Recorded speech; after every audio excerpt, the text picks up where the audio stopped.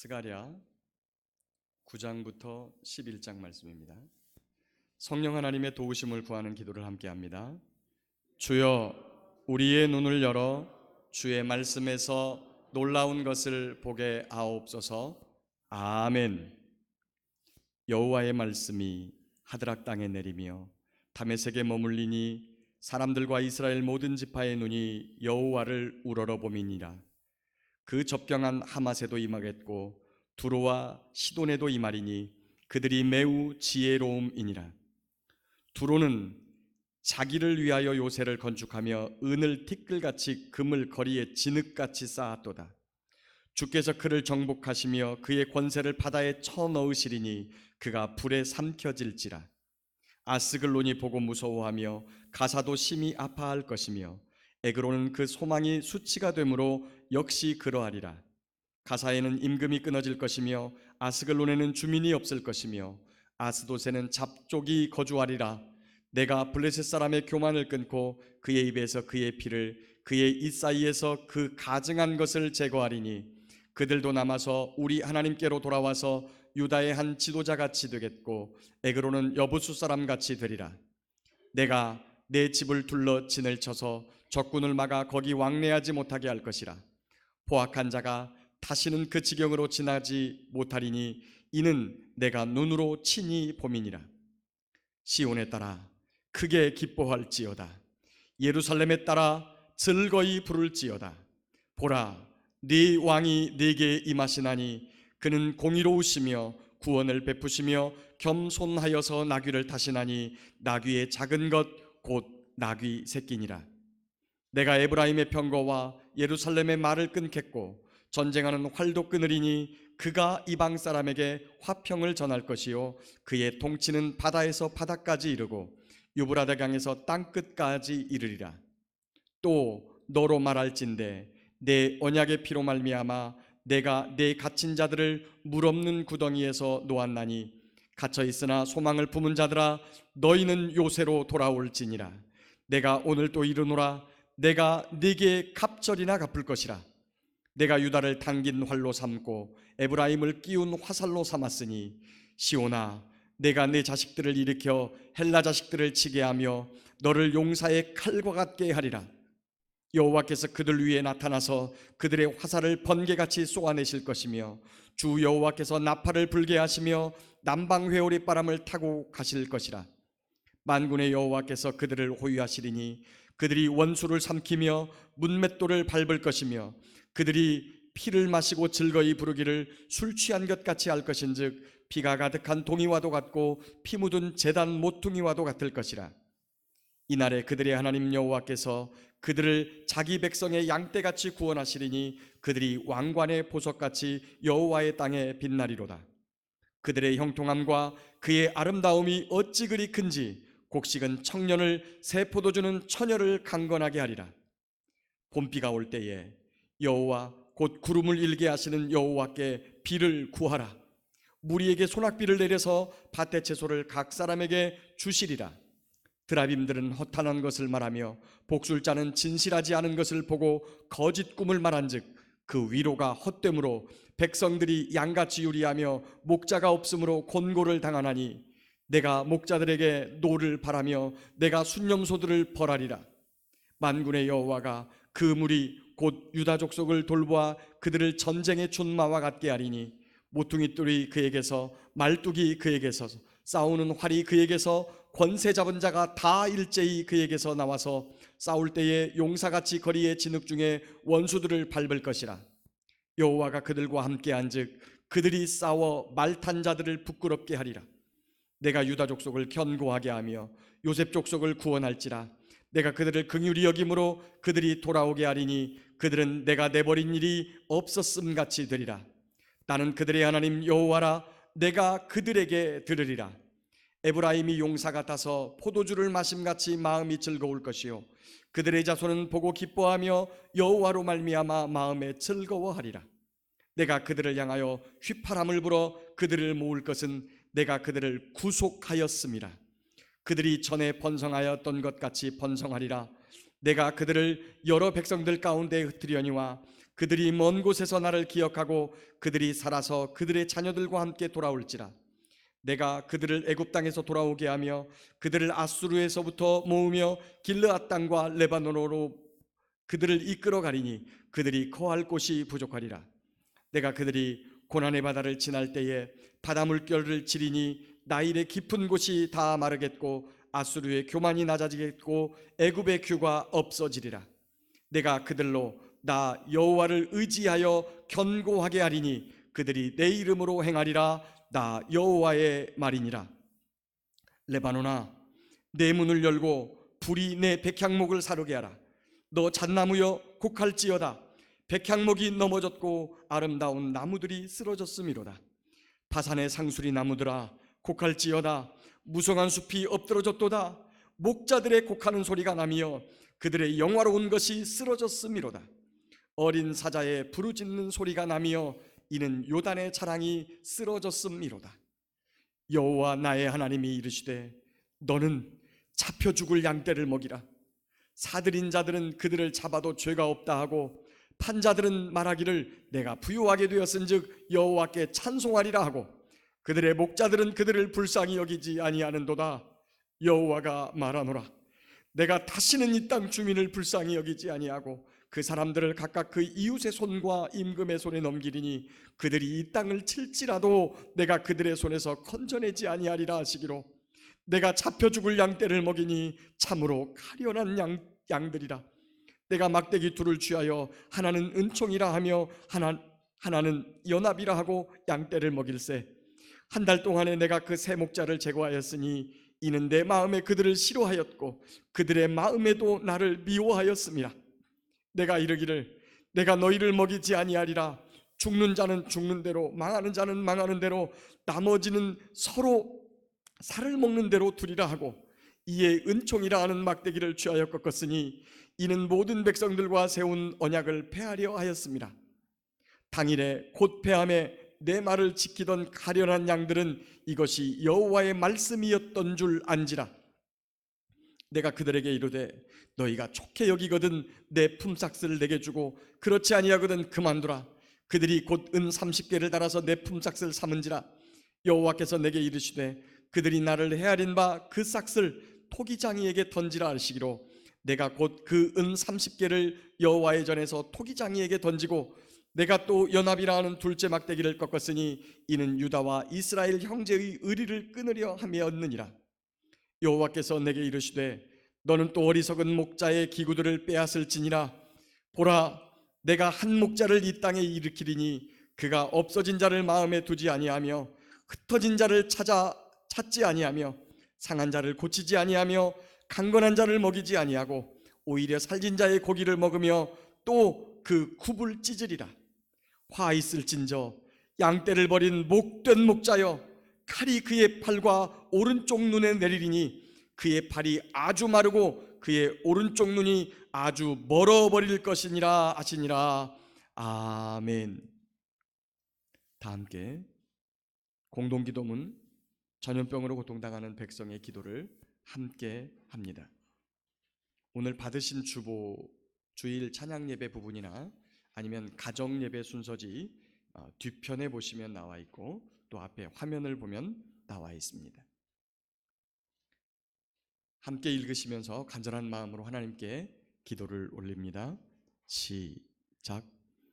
주님, 저희들이 거짓과 위선, 음란과 탐심, 미움과 다툼, 교만과 이기심을 버리고 진심으로 통회하며 겸손하게 하나님의 얼굴을 구하여 하나님의 뜻이 이루어지게 드러나고 하나님의 뜻이 이루어지게 하옵소서. 하나님께서 주신 복과 은혜에 감사하지 못하고 불평과 원망을 일삼았던 저희들의 죄를 용서해 주시고 평안한 일상과 건강을 회복시켜 주옵소서. 고통과 두려움 속에 살고 있는 국민들을 지켜주시고 하나님의 선하신 뜻을 깨닫게 하옵소서. 경의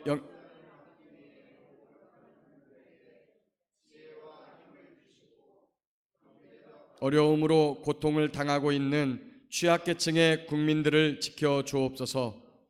대통령과 들에게 지혜를 주어 하나님을 대적하는 법을 만들지 말게 하시고 국민들을 위한 바른 정치를 하게 하시며 싸움을 그치고 거짓과 부패가 없는 정의롭고 공의로운 나라를 만들게 하옵소서. 전염병의 영향으로 교회의 사역과 성도들의 신앙생활이 위축되지 않게 하시고 가정예배와 개인의 신앙을 바르게 세우는 시간이 되게 하옵소서. 이단 세력의 거짓과 실체가 드러나 성도들과 국민들이 미혹당하지 않게 하옵소서. 우리를 시험에 들게 하지 마시고 믿음을 지켜 주옵소서. 예수님의 이름으로 기도합니다. 아멘. 다시 한번 기도하겠습니다. 고마우신 하나님, 이 어려움과 아픔의 시간 가운데에서도 저희들을 사랑하시고 주님 곁으로 불러주셔서 우리의 잘못된 삶을 돌이켜보고 주님께로 돌이키며 회개하고 다시 한번 회복되어지는 은혜 주심을 믿고 감사합니다. 이 시간에도 주의 말씀 듣기를 원하오니 지금 여기에 우리가 이 땅의 국민들이 이 세상 사람들이 필요한 말씀들을 저희에게 주시고 그 말씀을 따라 살아가게 하옵소서. 주여 말씀하옵소서. 저희들이 귀 기울여 듣겠습니다. 예수님의 이름으로 기도합니다. 아멘.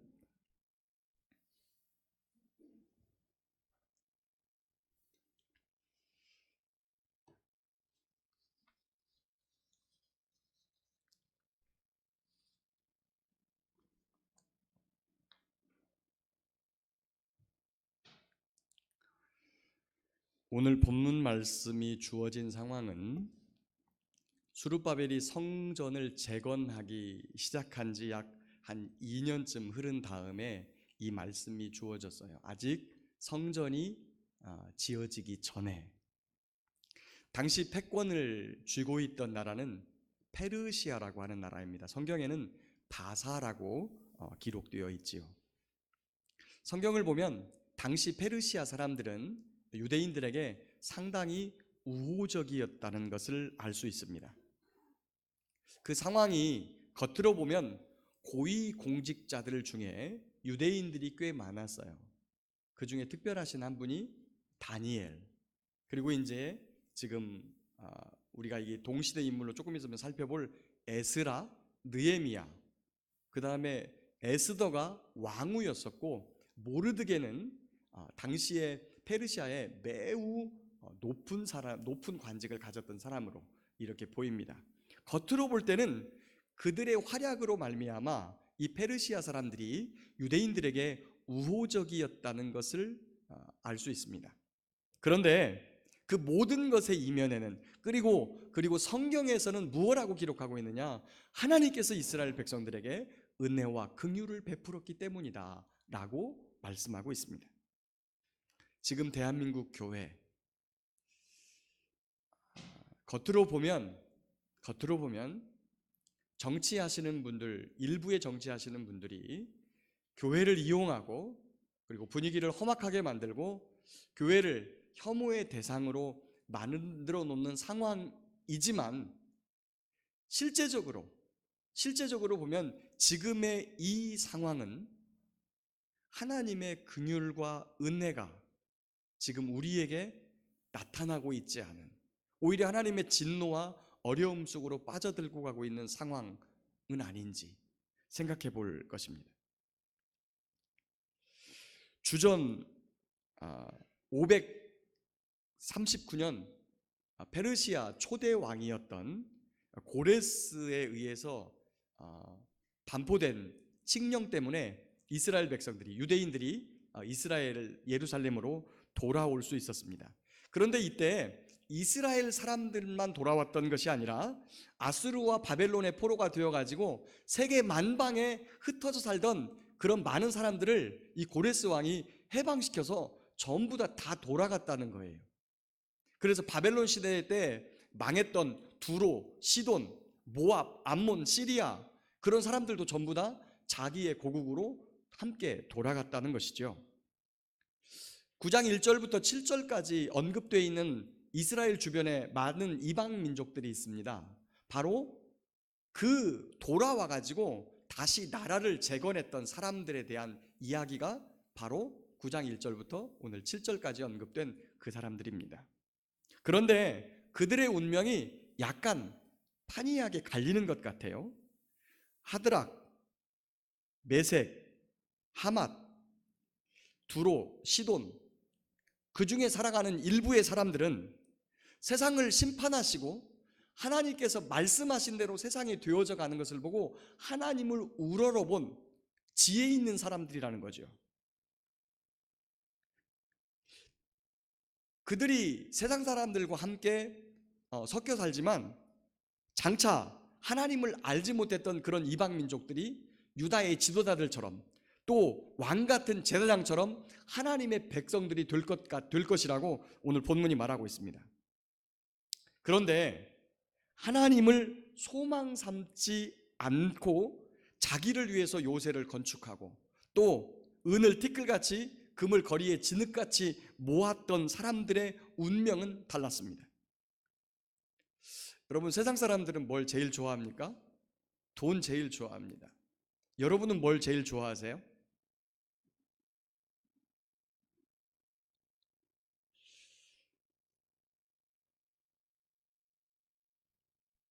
좋은 집, 좋은 차, 화려한 옷을 입고 다니는 사람 부러워합니다. 그래서 일생 동안 집 한 채 얻기 위해서 일생을 거쳐 일을 하고 집을 마련하는데 굉장히 힘을 씁니다. 정당한 과정을 통해서 돈을 모으고 부를 축적하는 것이 무슨 문제가 되겠습니까? 그런데 돈을 목표로 살아가는 사람들, 돈을 소망 삼고 살아가는 대부분의 사람들은 하나님의 말씀과 거리가 멀고 정의로운 삶과 거리가 멀고 사랑하는 삶과 거리가 멀다는 사실입니다. 그렇게 살다가 하나님의 말씀이 임하고 하나님께서 말씀하신 대로 심판과 진노가 임하면 그들이 어떻게 되겠습니까? 오늘 4절 말씀 보니까 주께서 그를 정복하시며 그의 권세를 바다에 쳐넣으리니 그가 불에 삼켜질 것이라. 5절 중간을 보면 그들이 소망했던 것이 오히려 수치가 될 날들이 올 것이라고 경고하고 있습니다. 그러나 하나님을 소망 삼고 하나님의 약속의 말씀을 소망 삼고 살아가는 그 백성들에게 주시는 말씀이 있어요. 우리가 아까 교동문에서도 읽었던 말씀인데 앞을 보고 함께 한번 읽어볼까요? 자, 같이 읽어보겠습니다. 시작. 시온에 따라 크게 기뻐할지어다. 예루살렘에 따라 즐거이 부를지어다. 보라, 내 왕이 내게 임하시나니 그는 공의로우시며 구원을 베푸시며 겸손하여서 나귀를 타시나니 나귀의 작은 것 곧 나귀 새끼니라. 아멘. 아까 우리 기도하시는 집사님께서 말씀하셨는데 2000년 전 이 땅에 오신 분이 계셨어요. 그리고 이 사건은 지금으로부터 정확하게 1990년 전에 벌어진 사건입니다. 그날 예루살렘 거리는 매우 소란했습니다. 유월절을 지키기 위해서 세계 원근 각처에서 모여든 많은 사람들, 그들이 나누는 대화 중에 단연 화제가 되는 뉴스는 나사렛에서 나온 선지자가 과연 좋은 사람인가, 하나님의 사람인가, 아니면 이단인가 라고 하는 것이 그들의 화제거리였습니다. 그들이 한참 이야기를 하고 있을 때 예루살렘 성 입구에서부터 아주 큰 소리와 시끄러운 소리가 나기 시작했습니다. 호산나, 찬송하리로다. 주의 이름으로 오시는 왕이여, 하늘에는 평화요 가장 높은 곳에는 영광이로다. 호산나, 다윗의 자손이여, 가장 높은 곳에서 호산나. 호산나는 구원하소서 이런 뜻이에요. 구원하소서. 많은 사람들이 종려나무 가지를 흔들고 예수님을 왕으로 맞이했습니다. 어린 새끼나귀를 타고 예루살렘 성으로 입성하시는 예수님, 많은 사람들의 환호를 받고 그리고 성으로 들어오셨죠. 사람들이 예수님에 대하여 그렇게 환호한 이유가 무엇이었을까요? 그것은 예수님의 삶 때문이었습니다. 예수님의 삶이 하나님의 말씀을 이루는 삶이었기 때문입니다. 우리는 성경을 통해서 예수님이 구약 성경에 약속된 모든 말씀을 다 온전히 이루었다라고 그렇게 알고 있습니다. 심지어 그분에 의해서 구약 성경에 약속된 우리를 위한 구원자가 이 땅에 오실 건데, 그런 그분이 이러한 삶을 살 것이라고 하는 말씀까지 다 이루었어요. 그래서 구약 성경의 옛날 약속을 모두 이루신 분이 예수님이고, 그 구약에 약속된 말씀을 이루신 분이 예수님이라는 사실을 기록되는 성경이 신약의 복음서예요. 그래서 하나님의 말씀을 소망 삼고 있던 이스라엘 백성들이 예수님을 환영했던 거예요. 그 하나님의 말씀을 소망 삼고 있던 그 이스라엘 백성들에게 주시는 말씀, 바로 이 말씀이에요. 시온에 따라 크게 기뻐할지어다, 예루살렘에 따라 즐거이 부를지어다. 보라, 왕이 내게 임하시나니 그는 공의로우시며 구원을 베푸시며 겸손하여서 나귀를 타시나니 나귀의 작은 것 곧 나귀 새끼니라. 그리고 11절부터 17절을 보면 이렇게 하나님의 말씀을 소망하고 사는 사람들에게 또다시 하나님께서 복과 은혜를 주시겠다고 하는 약속을 주세요. 11절에 보면 언약의 피라는 말씀이 나오는데, 이것은 모세가 시내산에서 하나님의 백성들에게 하나님의 말씀을 선포하고 나서 그들을 향해 그리고 언약서에 뿌렸던 피입니다. 그 피가 다시 한번 이 땅에 뿌려지는데, 바로 예수님께서 십자가에 못 박혀 돌아가실 때 우리를 위하여 흘리신 그 피입니다. 그 언약의 피로 말미암아 우리는 하나님을 대적하는 세상에서 해방되었고 노임받았습니다. 성경에 오늘 보니까 물 없는 곳에서 노임받은 백성이라는 표현이 나오는데 바로 그 말씀이에요. 그러나 그 세상에서 노임받았지만 저와 여러분들이 하나님의 말씀이 완전히 이루어져 가지고 완전한 하나님의 나라가 세워질 그때까지는 이미와 아직 사이에서 아직 변화되지 않았지만 변화될 날, 영광스러운 변화가 찾아올 그날을 소망하며 이 땅을 살고 있지요. 그렇게 사는 이 세상살이가 쉽지 않습니다. 왜냐하면 우리는 소망을 삼고 그걸 가지고 살고 있지만 그것을 모르는 세상 사람들에 의해서 때로는 짓밟히기도 하고, 지금처럼 절대 그런 것이 아닌데 교회가 전염병의 근원지라고 사람들이 욕하는 이런 세대 가운데 사는 거죠. 그래도 지난주에 마스크 하나에다가 신천지는 교회가 아닙니다. 여러분, 교회에서 그건 교회가 아니다라고, 여러분 신천지 교회라는 말을 절대 쓰면 안 됩니다. 거긴 교회 아니에요. 이단 사이비 집단이지 교회가 아니에요. 그래서 요즘 방송에서 신천지라는 말만 딱 쓰고 뒤에다 교회를 잘 안 써요. 그 왜 그러냐면 청와대에다 국민정원까지 넣었어요. 거기는 절대 교회가 아닙니다. 이단과 사이비 집단이지 교회가 아닙니다. 지금 경북과 대구 지역에 코로나 감염자의 50% 이상이 신천지예요. 그러니까 그 사람들 뒤에다 교회를 넣으니까 교회가 마치 전염병의 온상인 것처럼 사람들이 교회를 혐오하며 바라봅니다. 하지만 지금 그렇게 아픈 삶을 살아가고 있지만 언젠가는 우리 주님께서 당긴 활처럼, 그리고 그 안에 전통에 가득한 화살처럼 세상을 호령하고 그리고 세상에 나아가서 하나님의 용사의 칼이 되게 하셔서 우리 주님의 심판을 이 땅에 전하는 왕관의 보석과 같이 빛나는 존재가 될 것이라고 말씀하고 있습니다. 세상의 돈, 권력을 소망 삼지 않고 변하지 않는 약속의 말씀을 붙들어 이와 같은 하나님의 복과 은혜가 저와 여러분들에게 넘치는 복된 삶이 되시기를 예수님의 이름으로 축복합니다. 두 번째 보면 10장을 보면 10장 1절에 봄비가 올 때에라는 말이 있습니다. 사실은 이 봄비라는 단어가 봄비라고도 되지만 사실은 정확한 뜻은 늦은 비라는 뜻이에요. 늦은 비. 우리는 봄비가 이른 비고 가을비가 늦은 비, 뭐 늦은 장마 이렇게 표현을 하지만 그들은 처음에 거두는 이 곡식들을 위해서 내리는 비를 이른 비라 그래요. 그래서 가을 다 지나가지고 봄에 거둘 보리나 이런 것들은 이제 겨울 되기 전에 심잖아요. 근데 그것들이 싹이 나야 자라거든요. 그래서 그때 비가 내리는 그 비를 이른 비라 그러고, 이제 여름에 자라가지고 가을에 거두는 곡식을 거두려면 이게 늦은 비가 와야 되는데 그게 봄비예요. 그래서 이제 우리 성경에는 그냥 뜻이니까 봄비로 그냥 이렇게 표현을 했어요. 자, 근데 늦은 비라는 뜻이에요. 늦은 비라는 게 원래 정확해요. 왜 그러냐면 지금 저와 여러분들이 사는 세대가 이 종말이 가까운 아주 종말이 임박한 세대 가운데 살고 있거든요. 이때 하나님께 받아야 되는 은혜가 늦은 비의 은혜예요.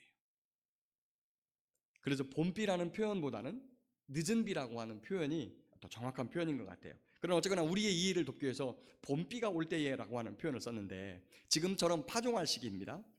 지금은 관수 시절이 잘 돼 있죠. 여러분 저기 산 위에 있는 밭이나 이런 데에만 물이 안 들어가지, 우리나라는 논이라고 하는 데는 전부 다 물을 다 댈 수 있도록 거의 모든 논이, 요즘은 천수답 거의 없습니다. 천수답은 다 읽어가지고 그냥 밭으로 만들어버리고 전부 다 관계시설이 돼 있는 이런 논들을 사용해요.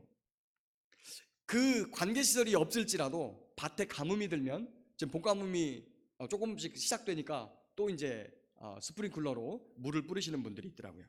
모터를 이용해서 물을 대기도 합니다. 근데 예전에는 그렇지 않았죠. 하늘만 바라볼 수밖에 없었어요. 저와 여러분 같으면 농작물을 파종하고 싹이 내야 될 때 비가 오지 않는다면 하나님께 구하겠지요. 최선을 다해보고 안 되면 하나님께 구할 수밖에 없어요. 전능하신 여호와 하나님, 세상을 창조하셨고 지금도 역사를 주관하시고 모든 것을 관장하시는 분이 그분인 것을 알기 때문에. 그런데 세상 사람들은 어떻게 하죠? 알지도 못하는 신에게 기우제를 드리고, 오늘 본문에 보니까 헛된 것, 사람들이 만들어 놓은 신에게 비를 구하는 어리석음에 빠집니다. 그런데 문제가, 세상 사람들은 하나님을 모른다 손치더라도 하나님을 안다고 말하고 하나님을 섬긴다고 말하는 이스라엘 백성 중에서도 그런 사람들이 있다는 거예요. 모두가 하나님을 소망 삼고 말씀을 소망 삼고 천국을 소망 삼고 완전한 변화를 소망 삼고 믿음을 가지고 살기를 원하지만, 살다 보면 세상 사람들과 똑같이 필요의 부족과 어려움을 겪을 때가 있는데, 그런 일이 있을 때마다 우리는 우리가 소망하는 것이 진짜인가라고 하는 사실을 의심하게 되지요. 그러면 그때 어떻게 해야 되는 거예요? 세상 사람들은 알지 못하는 신에게, 이 전염병이 누구로부터 시작된 거예요? 중국 우한 바이러스 연구소, 중국 공산당으로부터 시작된 겁니까? 이거는 극히 하나님께서 이 세대에게 주시는 경고의 말씀이라고 믿습니다. 그러면 그것을 주신 하나님께 구해야 되는데, 용인에서 뭐 합니까? 기원제 지낸다는 거죠. 불 피워놓고. 그 불이 전염병 코로나 바이러스를 다 태워 죽입니까? 쓸데없는 짓을 한다는 걸 본인들도 알면서도 여전히 멈추지 않아요.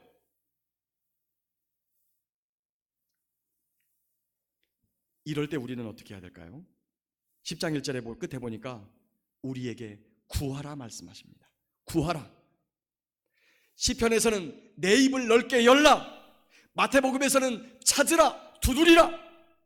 그리하면 어떻게 하신다고요? 하나님께서 들으신다, 하나님께서 채워주신다, 하나님께서 만나주신다, 우리에게 이렇게 약속하고 있는 것입니다.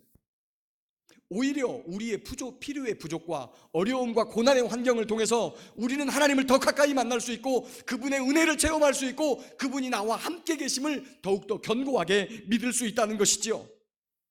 그 사건을 통해서 우리는 하나님을 더 소망하고 사랑할 수 있게 되는 것입니다. 모두가 어렵고 힘든 시기를 지나고 있습니다. 전염병이 창궐하지만 농사는 지어야 되고요. 우리 학생들 학교에 가서 공부는 해야 되고, 우리 선생님들 직장에 나가야 되고, 또 일해야 되고,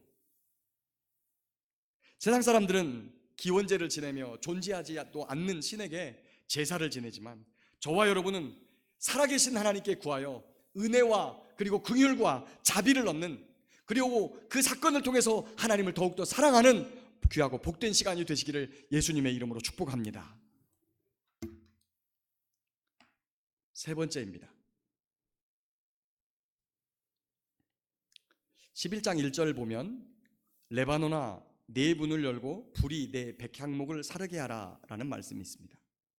이 백향목은 당시 성전 내부를 장식했던 나무인데, 하나님을 찾지 않는 성전, 하나님이 없는 성전은 아무 필요가 없다는 거예요. 불에 태워질 것이라고 말씀하는 겁니다. 10장 3절에 보면 목자와 순념소가 나오고, 11장 2절에 보면 잣나무, 바산의 상수리 나무들, 어린 사자, 또 11절에 새 목자, 이것은 이스라엘 백성들을 하나님께서 돌보시기 위해서 세우신 사람들을 말하는 겁니다. 대표적인 직분이 제사장, 왕, 선지자가 있죠.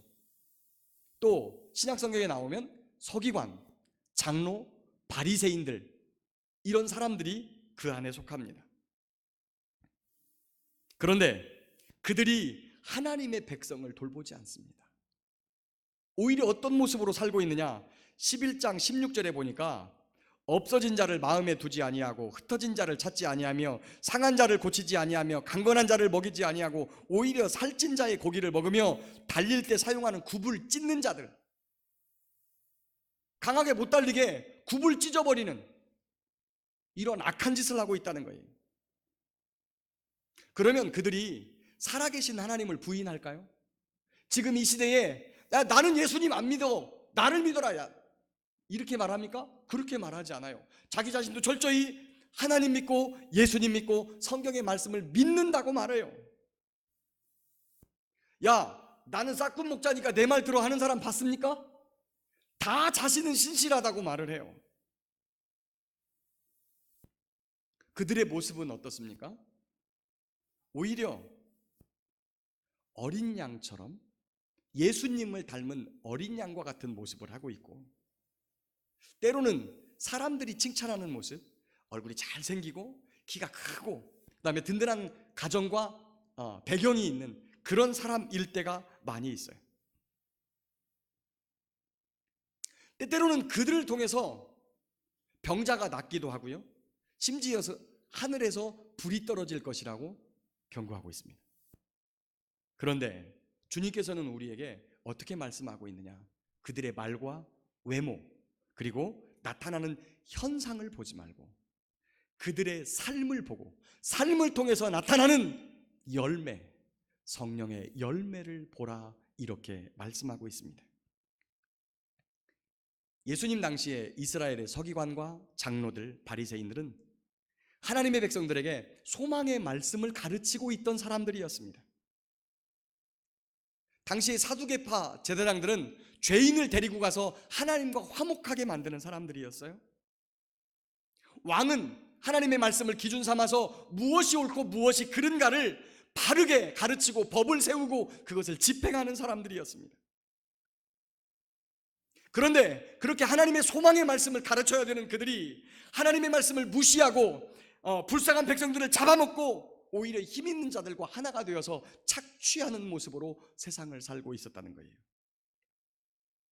그래서 11장 10절과 14절 말씀에 하나님께서 은총이라고 하는 막대기, 연합이라고 하는 이 막대기를 꺾어버리신다 말합니다.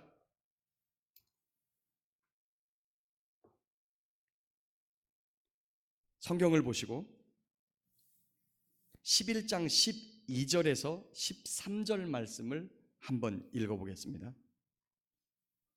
11장 12절부터 13절 말씀 시작. 내가 그들에게 이르되 너희가 좋게 여기거든 내 품삯을 내게 주고 그렇지 아니하거든 그만두라. 그들이 곧 은 30개를 달아서 내 품삯을 삼은지라. 여호와께서 내게 이르시되 그들이 나를 헤아린 바 그 싹을 토기장이에게 던지라 하시기로 내가 곧 그 은 30개를 여호와의 전에서 토기장이에게 던지고. 예수님께서 잡히시던 그날 밤에 가룟 유다가 대제사장들을 찾아갑니다.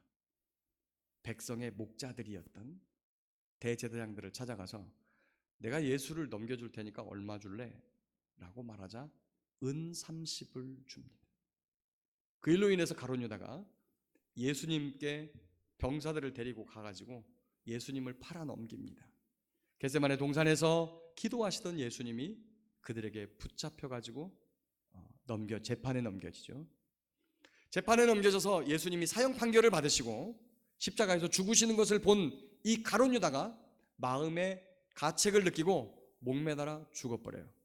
그때 그 은 30을 성전 제사장들에게 주니까 네가 팔아먹었으니까 네가 당하라. 그러니까 가룟 유다가 이 은 30을 성전구 험금함에다가 던져놓고 가요.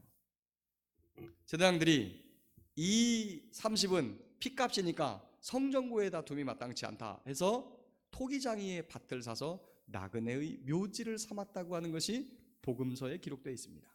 그 말씀이 바로 이 스가랴 11장 11절, 12절, 13절의 말씀이 그대로 응한 것입니다. 예수님께서는 이렇게 죽으시고 난 다음에도 자신을 향한 하나님의 뜻을 이루시는 분이었어요. 10장 4절을 보면 하나님께서는 백성의 제사장, 장로와 서기관, 왕 같은 건축자들이 버린 돌을 모퉁이 돌이 되게 하셔요. 견고한 말뚝이 되게 하세요. 싸우는 활이 되게 하세요. 권세 잡은 용사가 되게 하세요. 이게 누구십니까? 예수 그리스도십니다. 세상의 힘을 잡고 권세를 힘으로 알고 소망 삼고 있는 자들, 돈으로 소망 삼고 있는 자들은 반드시 예수님을 버리게 돼 있어요. 오히려 그 힘을 가지고 예수님을 죽인 자들이 바로 백성의 서기관과 장로들과 그리고 지도자들이었습니다. 그러나 하나님께서는 소망의 말씀을 붙들고 있는 자들에게 소망의 왕이신 예수 그리스도를 저와 여러분들에게 주어서 저와 여러분들의 죄를 대속하게 하시고 그분을 바라보며 영원한 소망을 간직하게 하셨습니다. 말씀을 맺겠습니다. 사랑하는 성도 여러분, 세상 사람들은 돈과 권력을 소망 삼습니다. 좋은 집, 멋진 차, 좋은 대학이 소망인 사람들이 참 많습니다. 그러나 그런 것은 이 땅에서만 잠깐 소용되는 것입니다. 소망의 말씀을, 예수님을 소망 삼지 않으면, 참 소망이신 예수 그리스도를 붙잡지 않으면 마지막 날에 그 소망 삼았던 것들이 오히려 우리의 삶에 우리를 부끄럽고 수치스럽게 만드는 것들이 될 것입니다. 그러면 하나님을 소망 삼고 예수님을 소망 삼으면 아무것도 부족함이 없고 이 땅에서 풍족하고 평안합니까? 아닙니다. 부족한 것도 있고요, 어려운 것도 있고요, 때로는 거기에다가 더하여서 박해받는 것까지 늘어나기도 합니다. 그럴 때 어떻게 해야 합니까? 그런 것을 만나면 우리의 소망이 흔들립니다. 약해집니다. 그럴 때 주님을 향해 구하십시오. 주님을 찾으십시오. 주님을 향해 두드리십시오. 그러면 주님께서 만나주시고 채워주시고 좋은 것 주시면서 우리에게 믿음과 소망이 약하여지지 않도록 우리를 붙잡아 주실 것입니다. 그리고 이 마지막 시대에 우리의 소망이 흔들리지 아니하려면 바르게 분별해야 됩니다. 많은 사람들이, 특별히 신천지가 30만 가까이 되었다고 하는데 그 30만 명이 거의 대부분이 교회를 다녔던 사람, 교회를 다니고 있는 사람, 심지어 지금도 교회 안에 있던 목사, 전도사, 장로, 권사, 집사, 거의 대부분이 그런 사람들이었어요. 왜 그렇게 거짓된 것에 빠집니까? 바르게 분별하지 않기 때문에.